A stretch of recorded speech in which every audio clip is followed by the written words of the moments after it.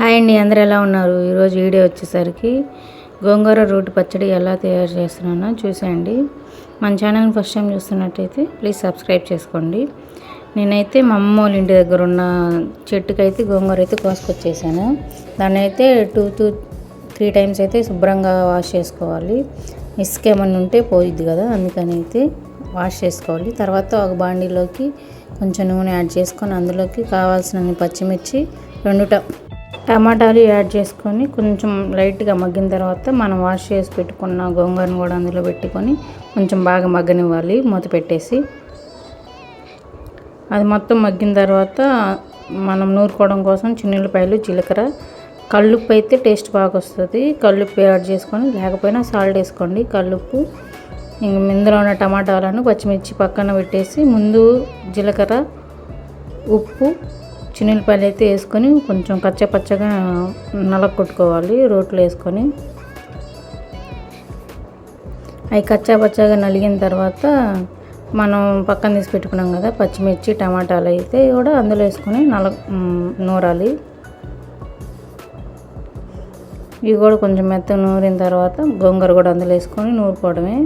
దీంట్లో మనం పచ్చి ఆనియన్ అయితే నూనెలో వేయించకుండా ఏం చేయకుండా కట్ చేసుకొని చిన్న చిన్న ముక్కలుగా యాడ్ చేసుకుంటే టేస్ట్ అయితే బాగుండిద్ది. గోంగూర రోటి పచ్చడి మీలో ఎంతమంది ట్రై చేశారో కామెంట్ చేయండి. ఆల్మోస్ట్ అందరు ట్రై చేసే ఉంటారు, కానీ రోట్లో చేసుకున్న టేస్ట్ అయితే వేరుగా ఉంటుంది. అవునా కదా కూడా కామెంట్ చేయండి.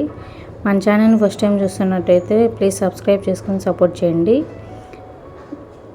మన వీడియోలు ఎలా ఉన్నాయి కూడా కామెంట్ చేయండి. Thank you for watching. Please to like, share and subscribe.